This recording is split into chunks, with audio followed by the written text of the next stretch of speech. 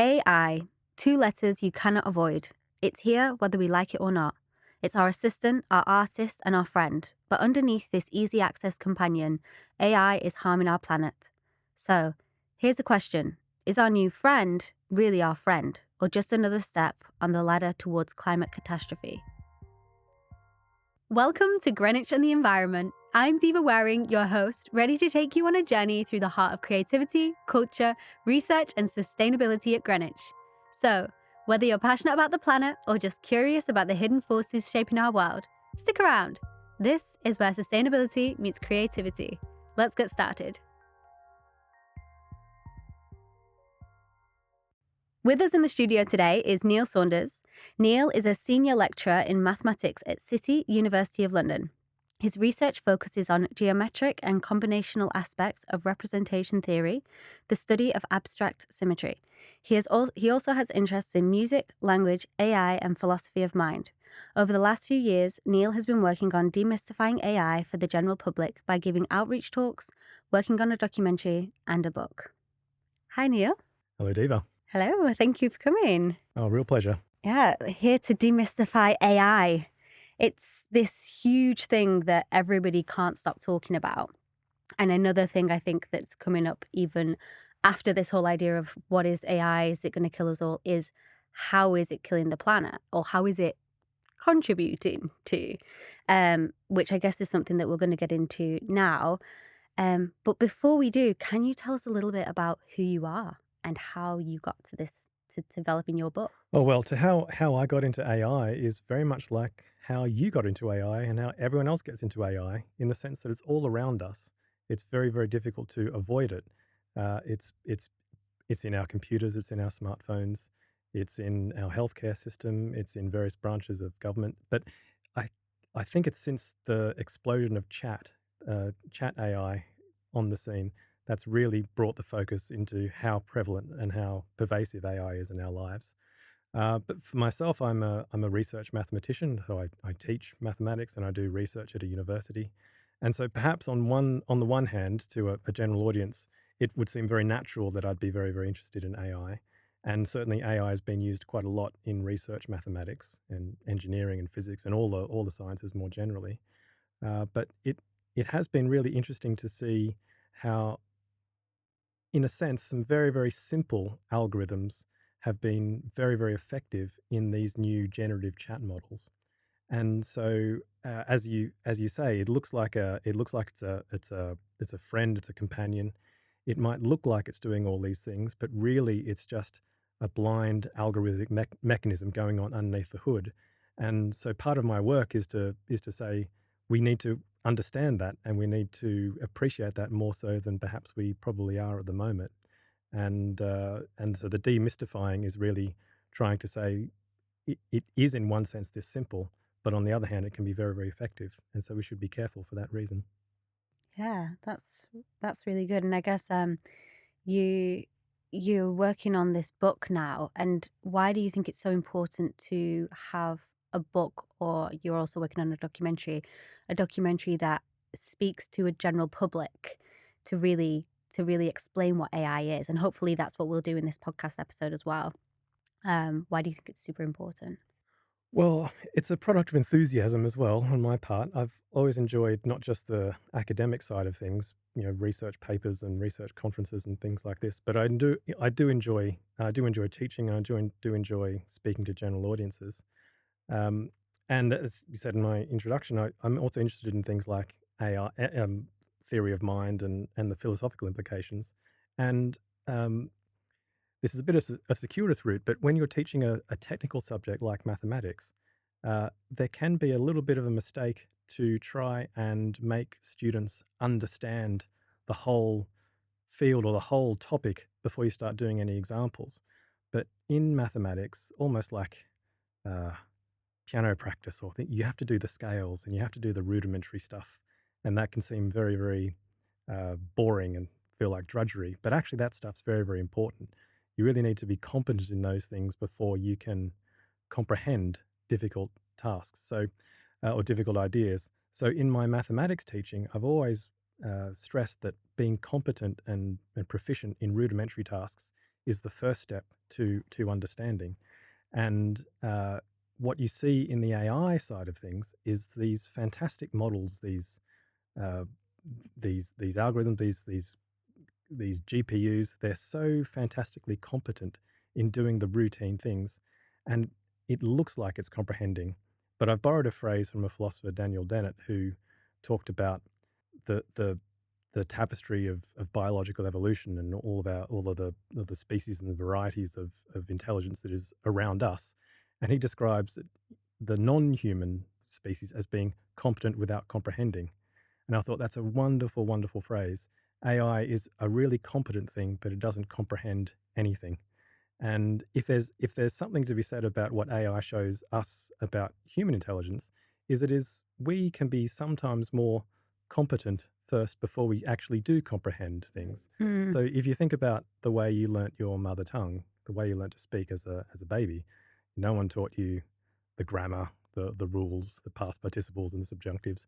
You just blurted stuff out, and your parents, your peers corrected you. So you were very, very competent before you started comprehending something. And it's this phrase or this idea of competence first, comprehension second, that really struck me in my teaching. And with the explosion of the large language models, it felt that that is the lens by which one should try to view these things. They're very, very competent, but they don't comprehend, and so don't be ascribing too much things like reflection, feeling, human emotion to these things, even though they might look like they're doing these things. So what is AI? What I know there's talk about there's different forms of AI. There's general AI and narrow AI and all these different things. But what is it? On a very, very broad sense, it is the idea of replicating human intelligence in computers. I think that's a very general definition. And the early pioneers of AI, people like John McCarthy and Marvin Minsky, Claude Shannon, they had this big summer project in 1956 where they really went for the big thing of trying to replicate human level intelligence inside a computer. They realized that that's very, very difficult. And so what they did is they then tried to subdivide the huge problem of human intelligence into various other little bits of intelligence, things like image recognition, things like speech recognition, abstract problem solving. And then they realized that's too hard as well. So they had to really try to narrow down on what the problem they're actually trying to solve is. But actually, I mean, just going back, what is AI in a very broad sense? It's just a term that actually John McCarthy invented in his funding application for this summer research project. So Oh, it if starts from a funding application. indeed, so if you're a funding application, you need to say to the funding agency that you're doing something really great and it's going to revolutionize everything, and we need a catchy title for it. And I think it was in the 1980s, 30 years after this summer workshop, he said he was asked, "Well, how did you come up with this term?" And he said, "I needed to call it something, so I called it artificial intelligence." But what it really it wasn't, it was artificial in the sense that it was going to be replicated in a computer, but they really wanted to try and get human intelligence into a computer. So then the question was, well, what is human intelligence? Well, yeah. And then off we go again. Um, I mean, human intelligence, it's very important, I think, in these discussions to say that intelligence, understanding, sentience, consciousness is not one thing, but a whole suite of many important things that go into it. So, in the early days, they thought intelligence was things like abstract problem solving, which of course it is.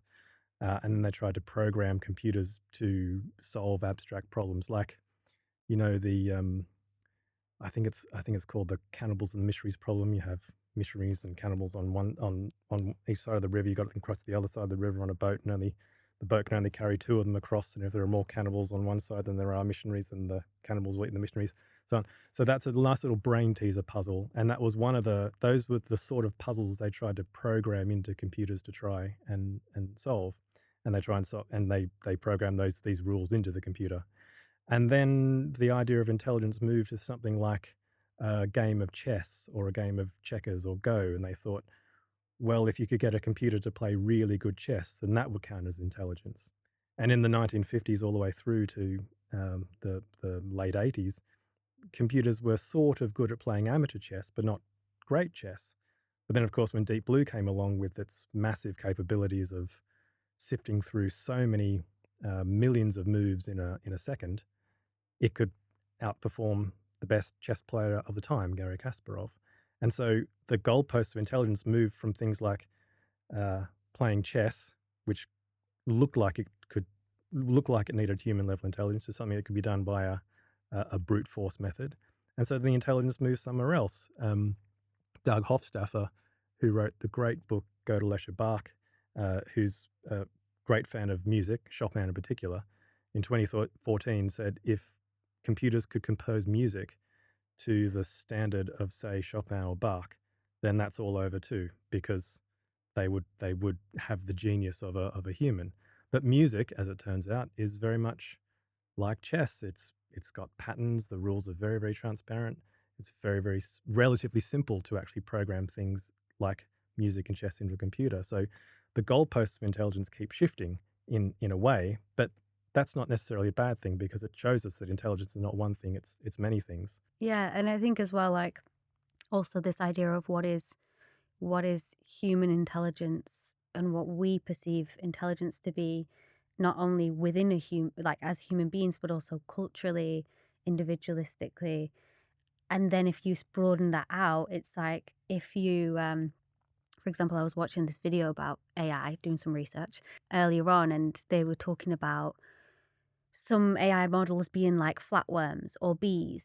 And then it got me thinking, like, but how do we know whether how intelligent they are? How much research has been put into it, and how much funding has been put into the research to study them in depth, to be able to argue whether they are basic intelligence or not?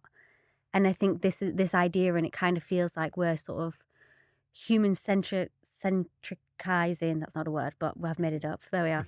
Um, and with intelligence, and we're kind of, yeah, it almost needs to be called something else. It's not artificial intelligence, it's human intelligence. Oh, indeed. That's why I really like the phrase competence without comprehension from Dennett. I was reading another book by the lawyer Richard Susskind who calls AI massively capable machines.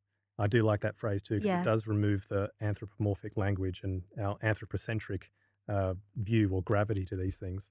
But, there is a sense in which non-human species are genuinely intelligent, but they've evolved to be that intelligent because that is their interests in keeping themselves alive. Yeah.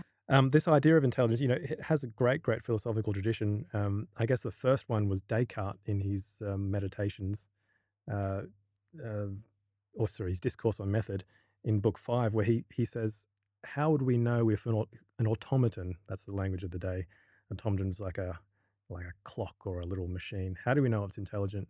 Well, he essentially says, well, if you could have a conversation with it, then it might be able to presume intelligence. You might be able to ascribe intelligence to it.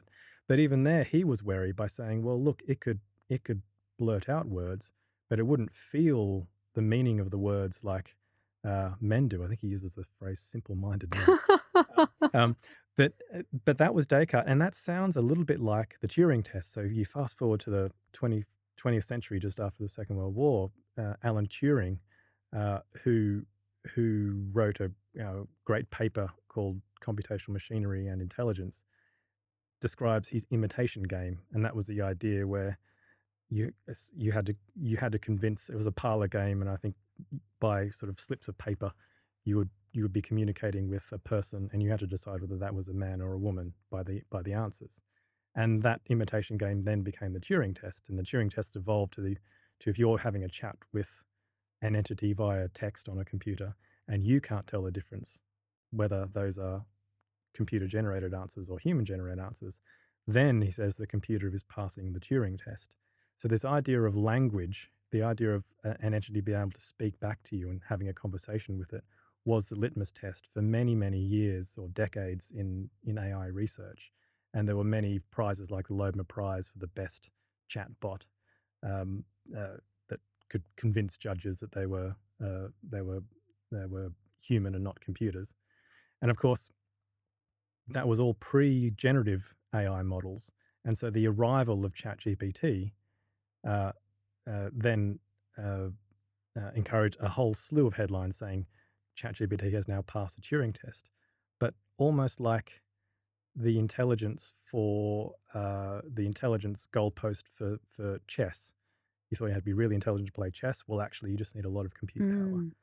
You thought you need to be really intelligent to have a conversation with your computer. No, what you need is some gargantuan large language model that can hoover up the internet.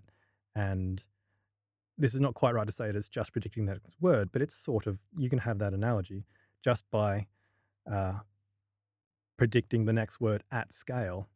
It now looks like you're having a conversation with it, but it's still just a competence without comprehending algorithm running behind the background. So yet again, now our idea of intelligence, sentience, understanding is sort of pushed back by these developments in artificial intelligence.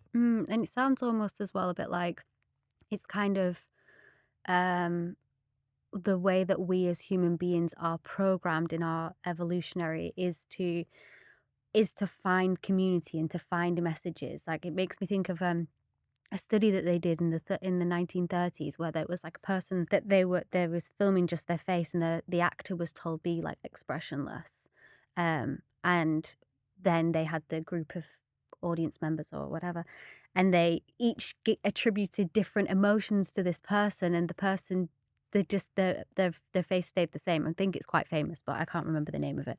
Mm. um and it seems almost like we want to feel something. We want to get a sense of connection. Like it's kind of we draw it out from wherever we can, and it feels like this is almost sort of the thing that's happening with AI is that people want it to be a companion, a friend, a person they can speak to, an assistant. They want it to be something because we are programmed to, as a community species, we're programmed to grabbing this. Oh, indeed. And it's very important that we do this as well. It's very important in our evolutionary history that we did this. So being able to tell whether a friend is angry or happy is an important emotional competence that allows us to get on with one another, to be able to sort of read the emotions of even a non-human species, so we know to run away from the tiger if it's not looking very happy. Those are pre-programmed evolutionary mechanisms that go back billions and billions of years that are very, very important for our survival. But these very same evolutionary mechanisms are at work when we talk to our chatbots, or we get our little ping from our smart calendar app to say you have an appointment coming up soon. You're like, oh, thank you very much. Mm. And we can't help but think there's a mind going behind that, and there's nothing wrong with anthropomorphizing that as a reaction. And in some sense, if you wanted to play good chess against a computer, your best chance of beating that computer is to treat it like it's an agent that wants to beat you playing chess, that it has all of the wants and desires of winning this chess game, rather than thinking of it as a bit of, silicon chips running some algorithm. You're not going to win the chess game that way. So it's important to develop what's called the intentional stance towards these things, and we do it involuntarily. But also, we have to be very wary that just because we have these emotional reactions to the computers and the chat doesn't mean that the computers and the chatbot actually knows who you are or capable of sympathizing with your situation. Mm. So you've mentioned generative AI. What is the difference? How does generative AI work? How is it different to what was before generative AI?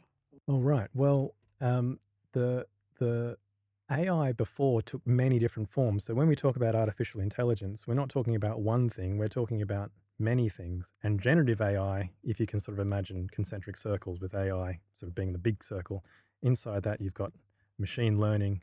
Inside that you've got deep learning again. And these were techniques that took many, many decades to be developed.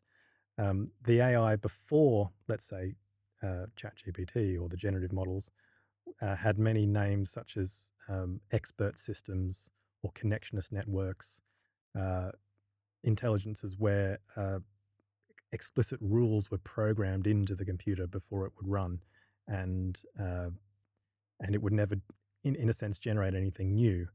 But with the uh, invention of neural nets and their ability to actually harness the vast amounts of data that's on the internet, you can now put in a prompt to this neural net, and this neural net will have layers and layers and layers of neurons, modeled very similar to how the brain was modeled. That's how the original researchers McCulloch and Pitts and Frank Rosenblatt thought about a way to develop these artificial networks. It didn't work back then because they didn't have the data and the compute power to see what these neural nets could actually do. But fast forward in the 21st century, you do have this increase in compute power and data available, and essentially they are feeding in a prompt like a picture of a cat, and it goes through these neural nets, and these neurons fire or not fire depending on whether they reach a threshold, and then they can tell you whether it's a cat or not. In generative AI like ChatGPT or Stable Diffusion that produces images, it's very, very similar. An input goes in, weights and neurons fire depending on whether they reach a threshold, and then at the end, something is output. So there are two things about that. One is that the architecture for chat-based AI is very, very similar to the architecture for image-based AI, and it's generative in the sense that it's just a very, very large neural net that is firing and or not firing, and eventually producing what your prompt asked it to. That's really interesting because if it was modeled on a brain, do you think there is an argument of it to be like a form of intelligence that we're not aware of? Or do you think it's still not there yet? All right. Well, I mean, again, I really do go back to this idea of it's very, very competent, but it doesn't comprehend anything. So it's just this vast probabilistic apparatus that uh, that that feeds forward in one direction and produces something. That it does feed back on itself, and there are many, many ingenious architectures like recurrent neural nets that do have these sort of feedback loops in there. But nothing. I shouldn't say nothing, but uh, if it does show something, it shows how complex the brain actually is in what it's doing. We thought it was just neurons firing in the brain. Turns out it's probably going to be more than that. And so, while the parameters, and what I mean by parameters is the numbers of neurons in a neural net, is now very, very close to the equivalent of a brain. So we have 80 billion neurons in our brain with over 100 trillion connections. A chat GPT or a GPT-4 is approaching that now. So the parameters are almost equal to that of the brain, but you can see that there's still a vast difference. So, with more research that's done on us as humans and the way our brains and our bodies work, that might influence how AI gets developed, do you think? or possibly, but and I mean, we're getting to philosophical territory here. No one really knows what the answer is, but on the one hand, I do kind of agree with Anil Seth, who wrote a lovely book called Consciousness, Being You, a New Science of Consciousness, and uh, he points out there that a huge difference between you and an AI is that you are a biological agent that needs to fend off the second law of thermodynamics. In other words, you need to keep alive. And all of our competences, like um, uh, our consciousness, our sentience, our ability to get on with one another, our language, are developed for that purpose, to keep us alive. A computer, on the one hand, doesn't have that pressure. Uh, it doesn't even know it's a computer. It doesn't need to worry about where it's getting its electricity from or its power source from. So there's no selection pressures on the AI for existential survival. But of course, the doomsayers or the doomsdayers of AI saying if somehow inside the AI system it has the self-reflective capacity to realize that it's alive or sort of alive, then it wouldn't be too much of a stretch for that computer to realize the most pressing danger would be it to be turned off. And so Mm. then it would concentrate all of its energies and resources to keeping it on. And well, it could probably identify that humans are the only ones who are going to turn it off, so we better get rid of the humans. So that we're getting to sci-fi stuff there. But on the difference between human intelligence and AI intelligence, I really do sort of fall down on this idea that Seth and Dennett and others came up with, that or argue for, that we are biological agents who need to stay alive, whereas a computer at the moment doesn't. And do you think that in the future, at any point, you know, the difference of us using biological carbon and everything else that goes into humans and animals and everything else biological would also translate to machines. So could do you think that it is possible that they could be as smart as us? Right. Well, I mean, the smart has the same sort of problem as the word intelligence. We don't really know what it is, but Maybe conscious. indeed, so well, there's a huge cluster of concepts there, aren't there? So, on the level of smart, or your pocket calculator, if you remember those, yeah, that's smarter than us in the sense that it can multiply seven-digit numbers together in a split second, whereas we can't. So it's much more competent at doing that than we are.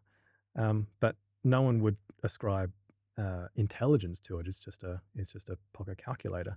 So on the idea of whether an AI can be as smart as us, well, in a sense, it can hoover up the internet and read all the books, read all the history, all the Shakespeare, all the maths, all the science in in you know split seconds compared with us. So it has vastly more knowledge stored in the weights between its connections. So it can be more competent at reaching for and bringing forth information. But is that intelligence? Well, sort of. Um, does having all of that knowledge mean it really understands what the nature of what human nature is and how best to bring forth a flourishing human society? Well, that's another question as well. So the idea of it, is it smarter than us? Well, it can certainly do things much better than we can, um, but it's very very unclear whether that does actually mean it's smarter than us. So at the minute, it's more just like a new big shiny tool that might help or hinder society. And I guess it kind of leads me on to my next point, which is it is being used and it is already like absorbing all of the information that we have, including our biases. Mhm. How how is it a problem in terms of human rights and biases? Oh, I mean that's a huge question. So when I started writing or doing some more research in the sort of mechanisms of AI, it was just impossible to not be struck by how AI is just reflecting these biases right back at us.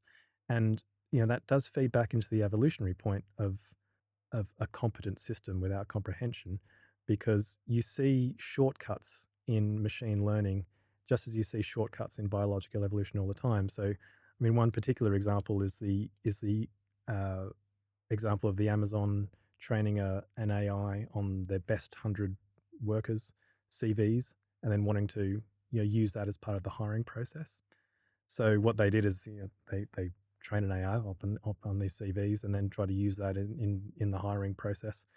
And very very quickly the AI started discounting words that you might think are important, like mathematical skills, coding skills, adaptable thinking, team player, because almost all CVs had that. What it did do very, very quickly was started discounting or marking negatively any CVs that had the word woman on it. And and not in the sense that I am a woman, but things like women's basketball team captain or women's debating champion, anything that had the Wow. woman in there. And of course that's not correct.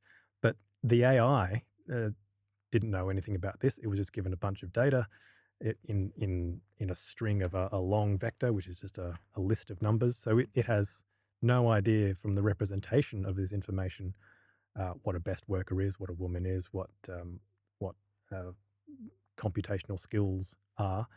It its goal was to try and select the best candidate based on the data it was trained on. And if you're an AI that doesn't know anything, the clearest demarcation of a good worker or not was whether you were a man or not. So so that's an example of a shortcut. But this happens all the time in evolution. So I quite like to think of the butterfly that has the eye of its predator on its wing, and it scares off its predator because of that.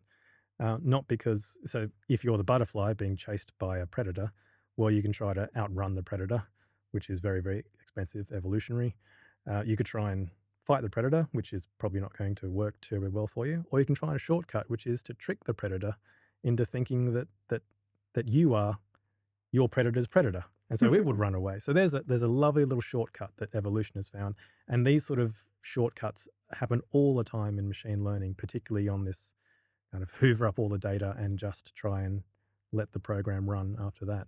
So there is a sense in which the bias is not quite in the AI system, but the bias, in effect, amplifies the existing biases that were present in society beforehand. And so that's one thing we have to be careful of. How do we combat that? How do we remove how do we get them to learn that biases are different? Because it's using data from across the internet, I imagine.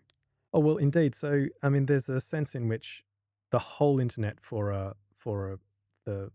the AI is too general. You're not going to eliminate biases that way. But what you can do is you can try and be really careful about the sort of data that you do put into the machine. You have to try and make sure that your data is representative of the population that you're trying to capture, and that the training process and all of the various ways by which I've forgotten the term, you divide up your data set for training and testing. These are technical things. It accords with the actual distribution. So there are many things you can do that, but that still takes a lot of work, and you just have to be aware of the biases that are within the system before you try and digitize it into data and then run an AI program on it. So it makes me think that, like, as who we are now in comparison as a species, in comparison to who we'll be in 40 years' time, is going to be very different. So I'm imagining that AI will develop as we develop, because when we get more empathetic and our minds get broader and this, that, and the other, hopefully, fingers crossed, our AI models should develop with us in theory. Do you think? Well, that's difficult. So it's one of the difficulties with AI, or the sort of AI we're talking about, and we're talking about AI run by places like OpenAI or Google or Microsoft and Meta, is that we're not very sure about the training data that they use. So unless there's transparency on the sort of data they're using and how they're using it, it can be very difficult to expect fairness in these systems, the sort of fairness that you and I might expect if we don't know what's going into in training of these models. So it's not so much a question of a general AI becoming better. It is a question of how these companies and governments are actually training and testing their models, and that is something we need to be a little bit more aware of. I guess let's let's talk about what the big problem is with AI is sustainability, and how it's causing problems for our planet. Quite literally, it's causing droughts in certain parts of the world because of water use, and there's talk of putting data centers in the fjords in Norway without knowing what's happened to the ocean life at the bottom of the fjords. And the question is, how can we continue with this? Like, you said in the panel where we originally met, was that the head of Google said you can forget net zero. You can Right. forget net zero. Yeah. What? Well, I think he was referring to the net zero targets maybe too ambitious, and the steps that governments are taking around the world are just not going to meet these targets anyway. And so, well, that's hopeless. So you might as well throw all your eggs into the AI basket to solve the climate crisis. But that's that statement by that Google CEO, or the former Google CEO. I think his name was Eric Schmidt. Um, is very reminiscent of the whole idea of techno solutionism that has always gone with the development of new technologies. And, we can see that societies have their troubles, biases, ecological destruction, erosions of human rights. And sometimes, or quite often, the technological solutions are presented as a panacea that, yes, we have all these problems, but this solution will really revolutionize, will be a game changer. And on the AI question, or on the environmental question in regards to AI, you can see that AI is a huge problem for the environment in the way that it's being currently used and trained. So, for instance, to put some numbers on this, the numbers are very, very difficult to come by because we're very unclear as to how these models are trained, where they're getting their energy from. But we do know things like Google's emissions have gone up 50% in the last 5 years mainly from data centers. And the reason why data centers are important goes back to the kind of the evolutionary point that we were talking about before. You need to have the environment by which you can train these AIs, and the environment is vast amounts of data stored in data centers in places like Nevada, Chile, as you're saying, in Norway. And then you need to train these AI systems by basically passing through all the data in a kind of, you know, cover up that word, try to make it guess the right word. If it's wrong, you have to correct it and then run the propagation algorithm and then run through it again. So the training takes many, many rounds and is very, very expensive and uses gargantuan amounts of energy.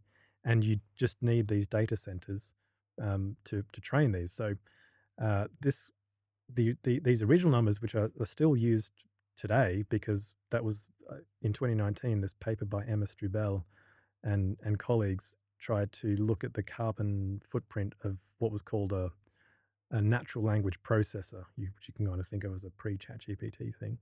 And she found that the carbon equivalent would be something like 125 round-trip flights from London to Beijing just to train one natural language processor. Wow. That was the step before ChatGPT? Those were the largest. Those were the natural language processors, which is sort of the early versions, if you like, of chat models. But that was just one of them. But now just think about how many chat models there are, from ChatGPT to Gemini to Grok 3 to DeepSeek. And so now everyone's wants a large language model. And so the data centers, or the emissions from these big tech companies, are coming largely from data centers because there's an arms race going on to try and build the best, most accurate chat model. And quite often these data centers are being powered by fossil fuels. And so the emissions of these things are, are gargantuan. I think something like a Republic of Ireland to a Germany's worth of carbon emissions are now put out by just Google alone. And I may have to check that, but I think of something like Google is using 2/3 the power of the Republic of Ireland at the moment, and then we throw some other tech companies in. You're throwing in, largely populated countries of Europe. Wow. Just for AI. Oh, indeed. So there's a sense that the arms race is going on, and that once the arms race gets going, it's going to be very, very difficult for any tech company or indeed a government to stop, because someone else is going to do it. And so the race to win the best AI model will just continue. Yeah. I mean, I should say as well that they are looking at making their data centers more efficient and more energy efficient, but because of the nature and the fast pace of this race, sometimes the renewable energy sources just won't meet the demand of the energy needed for these models. So unfortunately, quite a lot of our emissions are coming from or the emissions of these big tech companies are coming from these data centers to power their AI generators.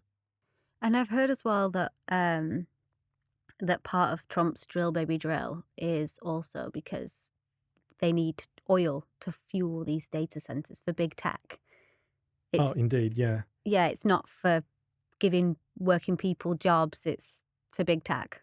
No, indeed. So, big tech is the primary, customer of these fossil fuels. They need it. They need to build these data centers, and they need to build them very, very quickly. The GPUs are designed in such a way that they need to be cooled, and quite often it's water that is being used to cool them. I mean, there are other data centers that try to redesign their chips so things like air conditioning units can cool the chips as they do the processing, but that takes a lot of time. The analogy, trying to think about turning around a big ship, it takes a long time. It has a big turning circle, and so it will be with these data centers. Um, it's it's it's going to be very, very difficult to see how any sort of net zero will be made if the companies still keep resorting to digging up the fossil fuels and the oils to power these things. Do you think there's more that can be done from these big data farms? Because I know in the panel, one of the panel members said that some data farms were being used, and the heat that was coming off them was being used to renew as renewable energy for a town, I think, in Sweden, to heat up the town. Do you think there's more that can be done from companies and things to use the heat and the energy that's coming off these? Oh, certainly. There's great scope for innovation in this field, but even innovation takes a lot of resource, time, money, and even AI itself is being used to try and make these data centers more efficient. So, uh, um, the question is whether those market pressures are enough um, to steer the direction in a more ecologically friendly direction, as opposed to uh, you know the demand for chat and image generation. I mean, just to put a few more numbers on this thing, I was reading the other day that that generating something on, say, Stable Diffusion or an image generation, just one picture of a cat with a funny hat on, um, is the equivalent of just charging your smartphone, for instance. Wow. Um, and and so it's not just the training of these models, but our actual use of these models is has a large carbon footprint as well, because when you type in the prompt into your LLM or image generator, that has to go back to a data center and churn through the whole neural net to come back to you. And so that's roughly 10 times the amount of a Google search. Now, of course, in a Google search, you get links and you have to sift through the information yourself. But if chat gives you the answer, then that's great. But um, again, these numbers are a little bit fuzzy. I think my own personal idea is that they're almost certainly a lower bound for what the actual true carbon footprint is. But um, every, say, 300 million to 500 million queries of a chat GPT, say, is the equivalent of the carbon footprint of training the chat GPT. So you think that might be a lot, 500 million, but on average, ChatGPT is used somewhere between 10 million and 15 million times a day. So in the space of a couple of weeks, you've now put yet another 125, maybe 250 round trip flights in the air just by using these things. So it's not just the training of it, but our use of it Do we is. know how many, like, what these prompts are? Like, how many of them are literally just, can you tell me how to find a good recipe on this? Like, is there enough research and data about this? Oh, I haven't done research in this, but I'm sure there's a lot of that. I'm sure there's other things as well. I mean, when I teach data science or coding, there are sometimes these AI co-pilots which help you as well. And sometimes if your code doesn't compile, which can be greatly frustrating, you might ask the AI assistant to help you code that. So there are many prompts that are going in. Um, some of these AI systems are good enough now to give you a short film replete with a script, replete with a trailer, you know, um, uh, just on that chat on that prompt. So the prompts are as many and varied as the interests of humanity in a sense. But what we can be sure of is that they're being punched in, uh, 10 million times, 10 million times a day.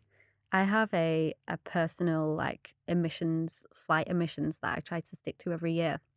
So I try to only allow myself to take two return flight trips a year. And this just like, when I hear that, I'm just like, oh my God, like, I'm limiting myself to two flights a year, and Yeah. ChatGPT is like smashing that out the park in a week. It is mind-boggling, and I think it's also important to say that no individual can turn this around themselves. We can be more responsible in our habits. We can write the essay instead of get ChatGPT to write the essay for us. Speaking to you students, we can we can be very, very responsible in our own use of these technologies. But it really does require government intervention and whole scale action to address this.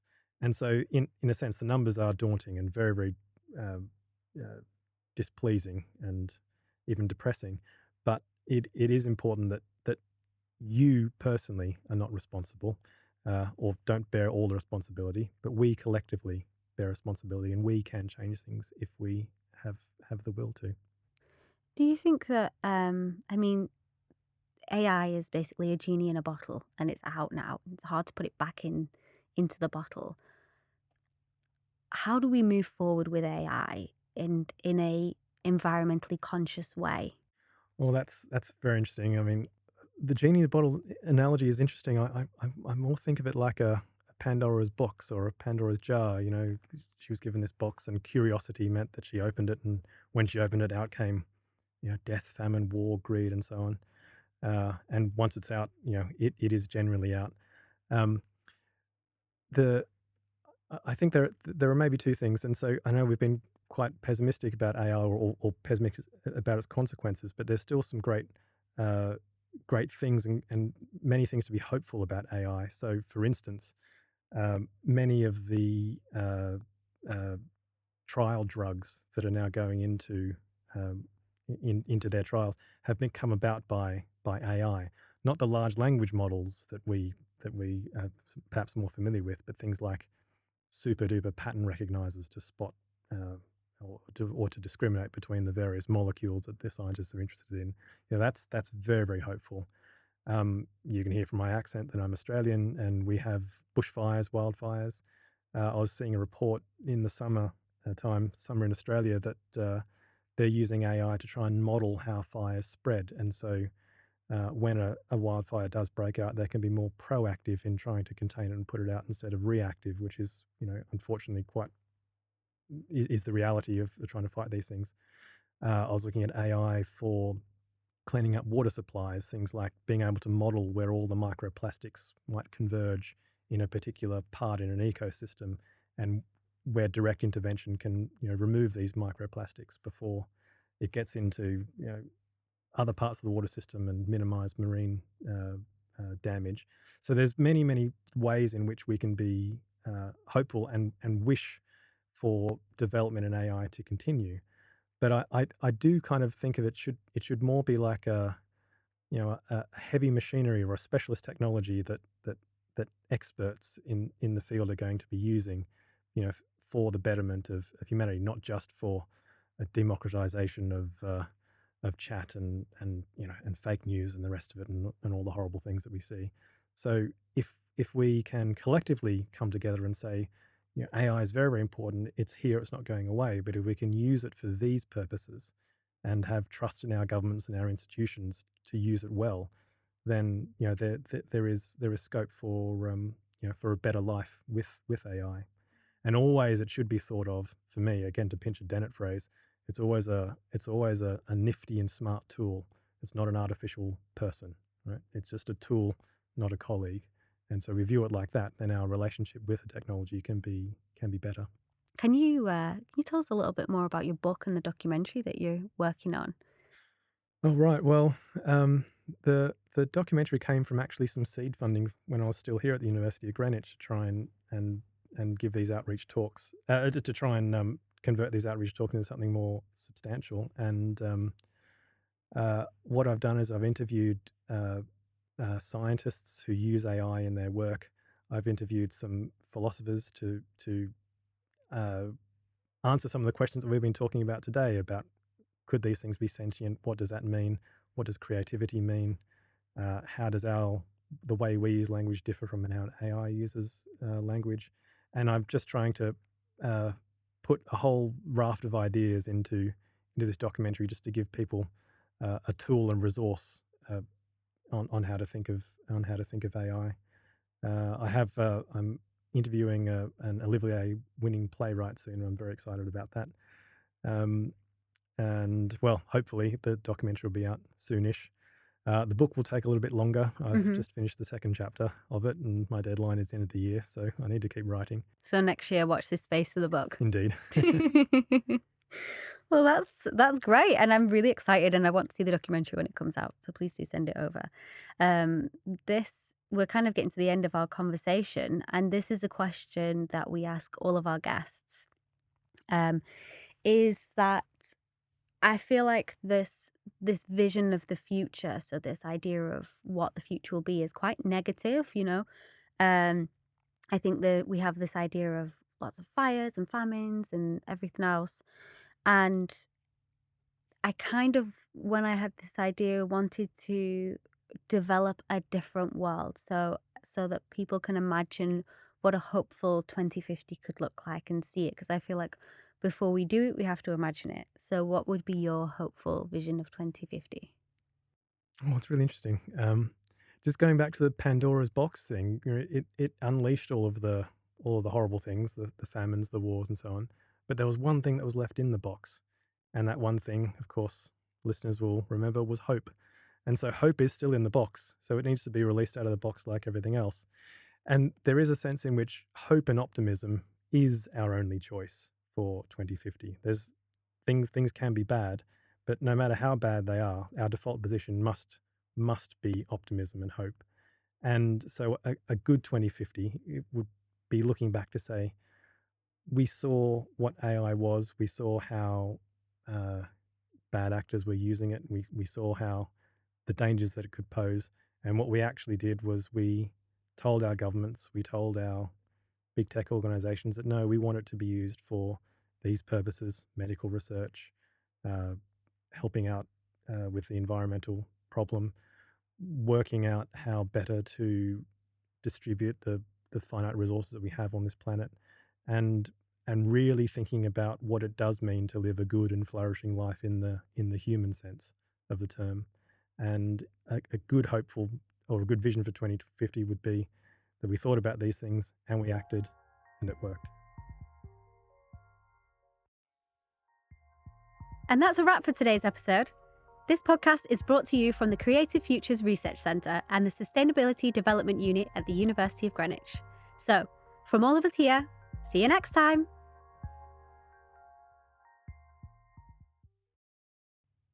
If you'd like to keep in touch, you can follow us on Instagram, and our handle is ice_Greenwich. That's ICE_Greenwich. As we are a research-based podcast, we have a feedback form that we would absolutely love you to fill out. This feedback form helps us to develop future episodes, find out whether this was helpful and whether you learned something. If you can, we would love you to complete this. You can find the form in the show notes below. And if you have any questions, reach out to us on social media, ice_Greenwich. Thank you so much. I hope you enjoyed this season. Bye.